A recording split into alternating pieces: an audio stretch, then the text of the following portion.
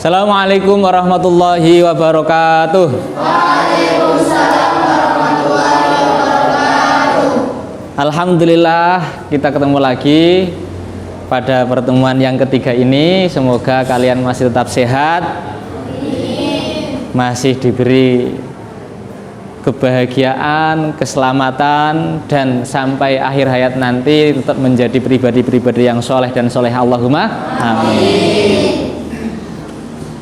Lengkap semua hari ini? Oh, ada yang nggak berangkat.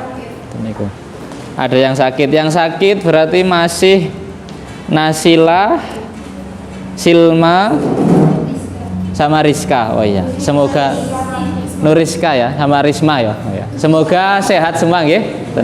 Cepat sehat.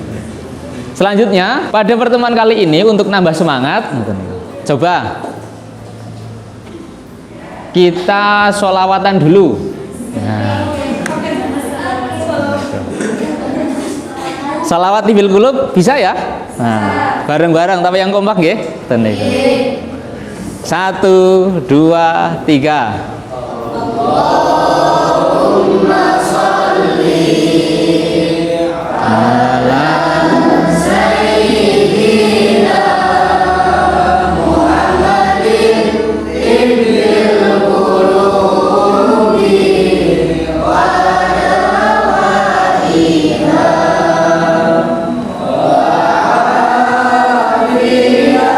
afiyatin abdani wa shifaiha wa nuril absari wa diyaiha wa alihi wa sahbihi wa sallim. Dah cukup. Nah, semoga yang sakit cepat sehat, yang sehat tambah sehat. Selanjutnya melanjutkan bab tentang hudud ini, yaitu tentang pencurian atau mencuri. Kira-kira kita kan kadang menaruh barang di mana, naruh apa sesuatu di mana, tahu-tahu tiba-tiba hilang. Siapa yang mencuri ini? Nah, dari sini nanti kita akan mempelajari tentang had dari mencuri itu apa.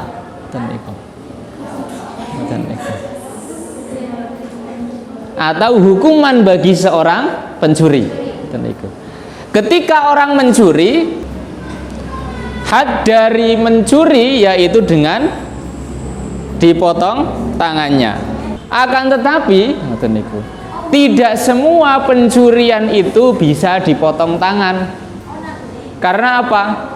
Ada syarat-syarat dalam Islam itu, mana yang itu boleh dipotong tangannya. Karena apa? Pernah dalam suatu ketika yang memerintah di Madinah adalah Sayyidina Umar bin Khattab, ada seorang pencuri yang tertangkap. Akan tetapi gimana? Malah oleh Sayyidina Umar itu dibebaskan dan malah dikasih gandum 1 karung dan makanan-makanan yang sangat banyak. Itu kenapa? Karena pada saat itu adalah masa paceklik dan di situ orang-orang banyak yang kelaparan. Sehingga sampai ada orang yang mencuri untuk menghidupi keluarganya. Dan ini adalah menjadi tanggung jawab dari pemerintahan. Seharusnya pemerintahan yang adil itu adalah pemerintahan yang bisa mencukupi, mengayomi anggota masyarakatnya atau rakyat-rakyatnya. Sehingga apa? Tidak ada yang namanya kejahatan. Ketika ada kejahatan harus ditelusuri dulu. Apakah yang menjadi penyebab kejahatannya? tidak boleh semena-mena langsung dihukum.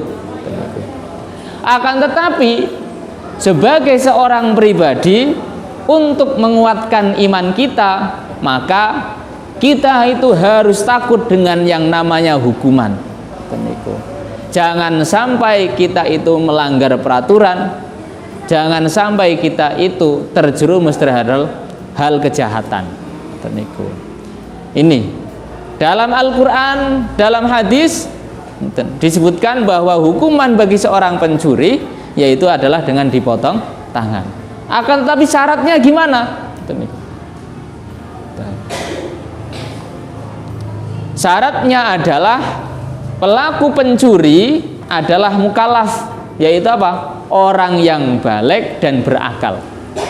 Syarat yang pertama, ketika anak kecil dipotong tangan atau tidak kira-kira? Tidak. Ketika orang gila yang mencuri dipotong tangan atau tidak? Oke. Yang selanjutnya, pelaku mengakui perbuatannya atau ada pengakuan dari seorang pelaku tersebut. Yang ketiga, pencurian tersebut itu yang namanya mencuri adalah dilakukan dengan sembunyi-sembunyi. Ketika dilakukan dengan terang-terangan itu namanya apa? Merampok. Ketika masuk ke rumah, ketika di jalan namanya begal, ketika di laut namanya bajak laut atau perompak gitu. Itu macam-macamnya, tapi pada dasarnya adalah sama, yaitu mengambil barang orang lain dengan cara yang batil atau dengan cara yang salah. Syaratnya yang selanjutnya yaitu orang yang mencuri sama sekali tidak mempunyai andil kepemilikan terhadap barang yang dicuri. Misalkan kita meminjamkan baju kepada teman kita, tetapi setelah 1 bulan tidak pernah dikembalikan. Lah ini ditanyakan kok nggak pernah mau mengembalikan? Itu kita ambil secara sembunyi-sembunyi, ya boleh saja, tetapi nggak baik. Itu nggak boleh, harus diambil secara baik-baik. Akan tetapi tidak dikenai hukum had ketika kita mengambilnya kembali.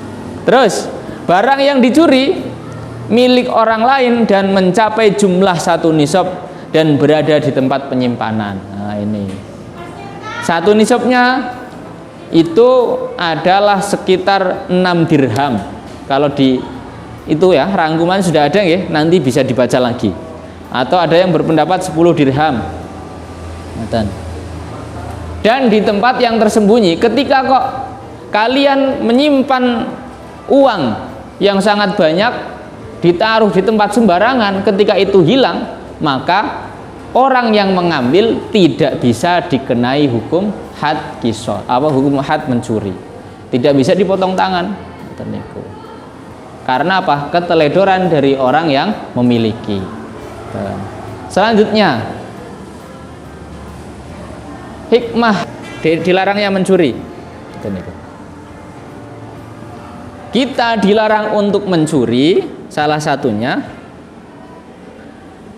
adalah untuk menjaga hak milik orang lain.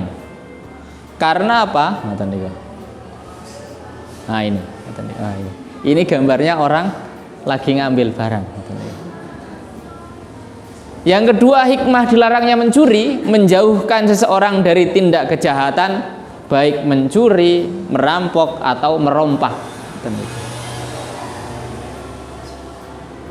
Mendorong manusia atau orang untuk mempunyai harta secara halal dan sah, dan terwujudnya lingkungan atau masyarakat yang aman dan damai.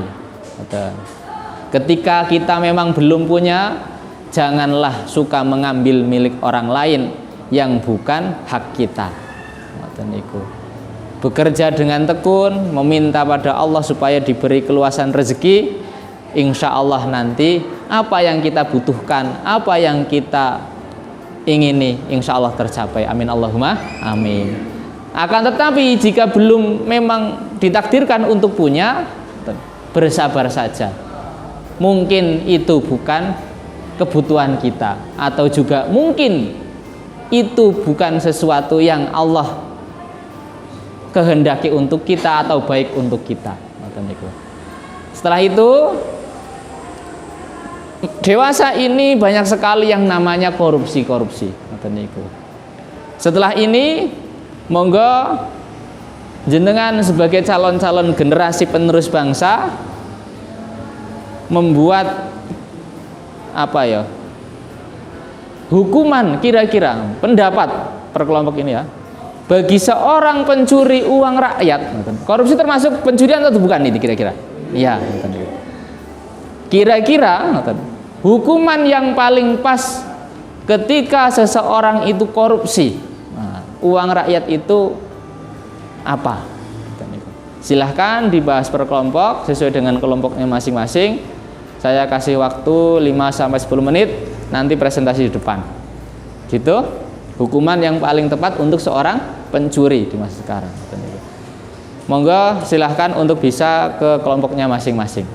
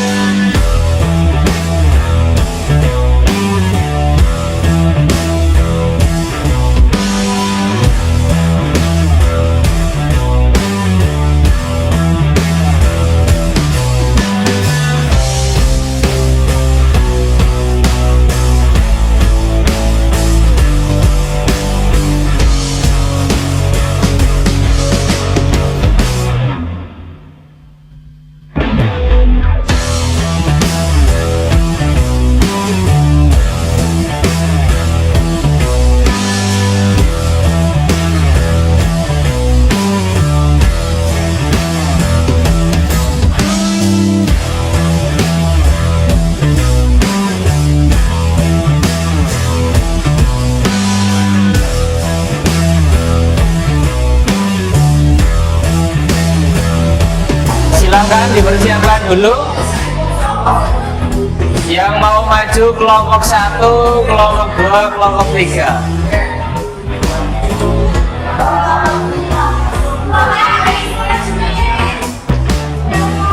Untuk kelompok 1, monggo yang mau maju langsung ke depan.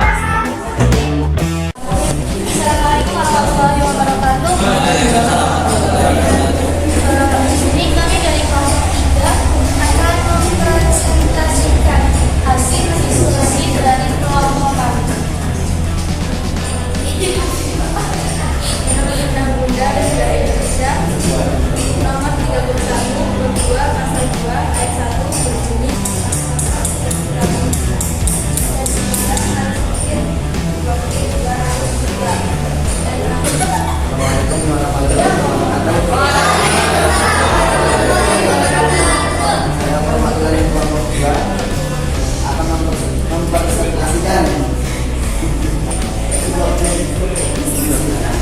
dan dari saya, Assalamualaikum warahmatullahi wabarakatuh.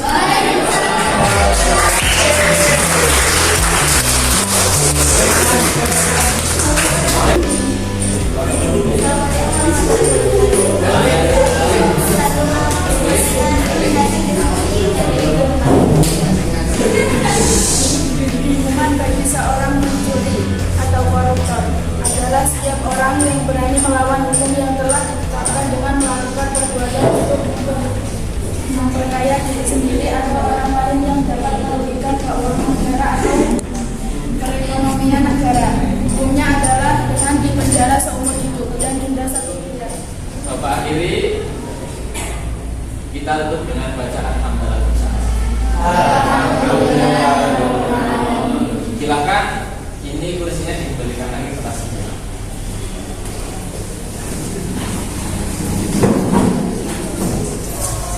Demikian pertemuan kali ini.